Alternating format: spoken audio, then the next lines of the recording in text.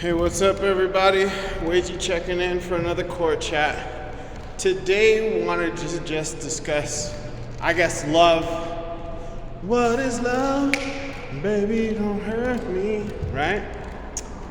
Most of us were probably taught wrong. We were taught attachment, we were taught responsibility, we were taught authority, and then there was probably a lot of discipline in there for some of us, depending on what age you grew up in. It could have been belts, spatulas, sticks, changlas, anything that was available at the time.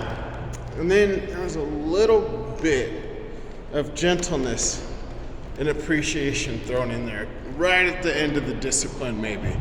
Because this hurts me more than it hurts you, right? How we all trauma.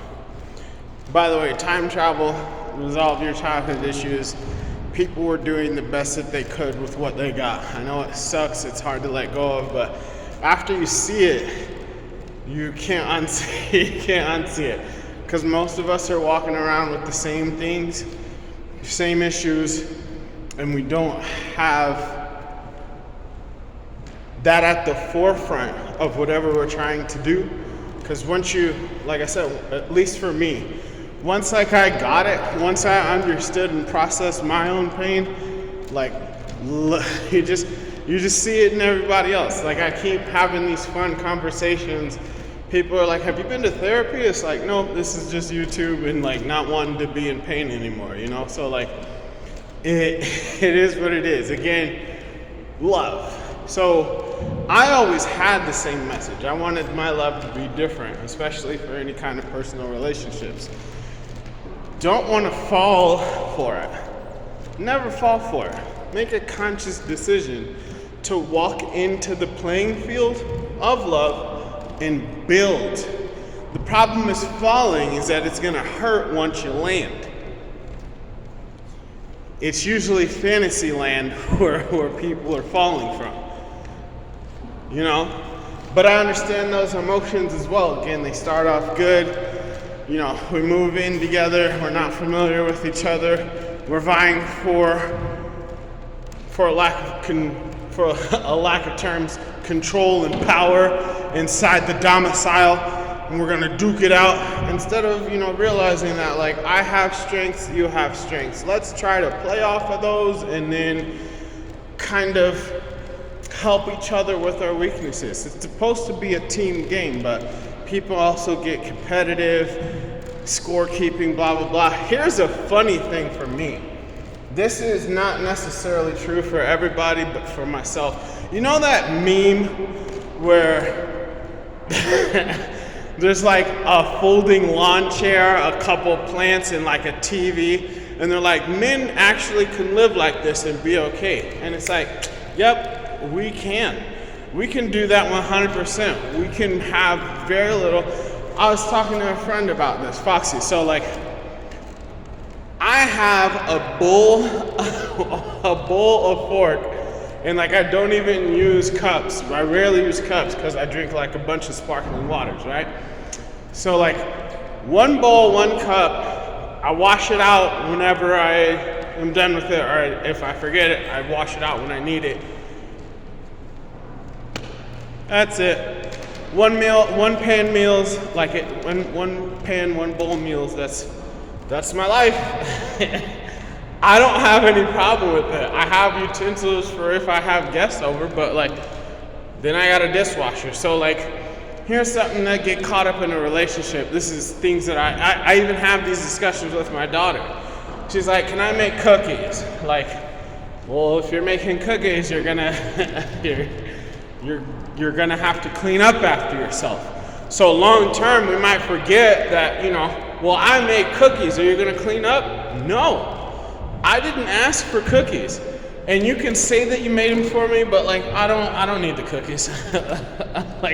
I appreciate it, and if it's the gesture, that's very thoughtful, but homegirl, you know what I'm saying? So over time, you'll feel I'm not contributing, so then it's well, I have to do more, and it's weird. I use one bowl and a fork And I wash my stuff. I don't claim, hey man, can you do this? Matter of fact, let's say that I did have some kind of a weird situation where I didn't get to my bowl in time before I get to one of my kids.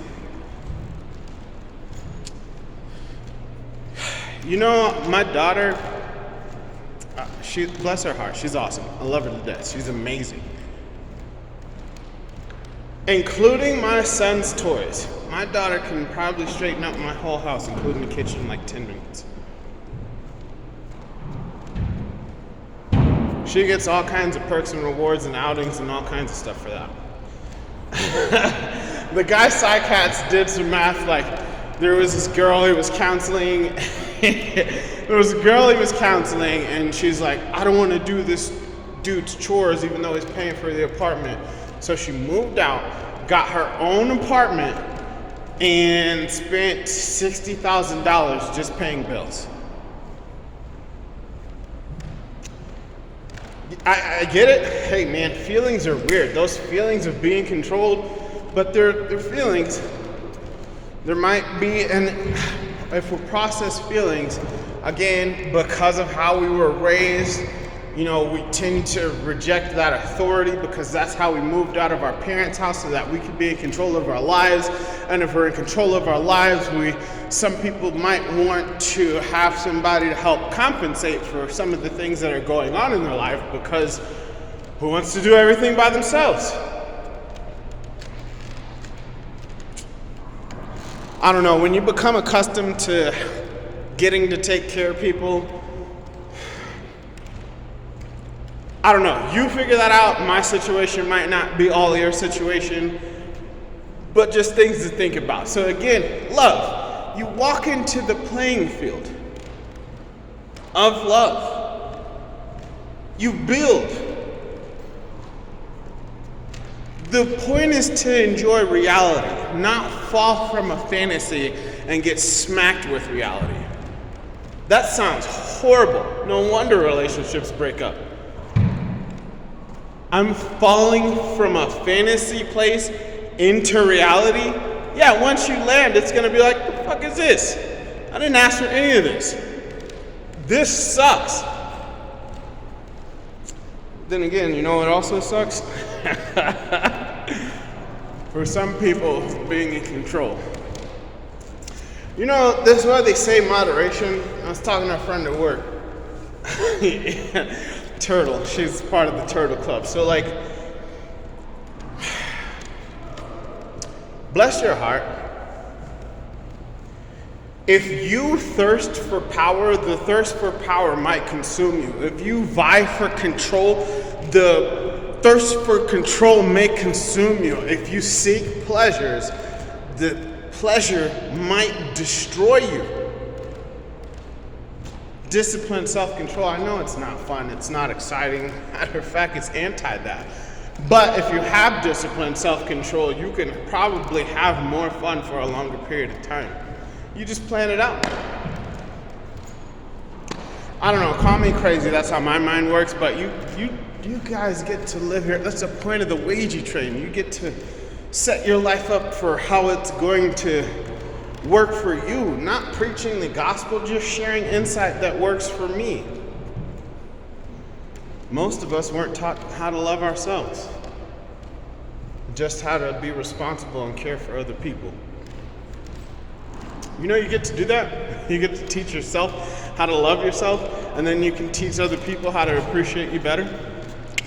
You're welcome. But yeah, just fun things, responsibility and authority.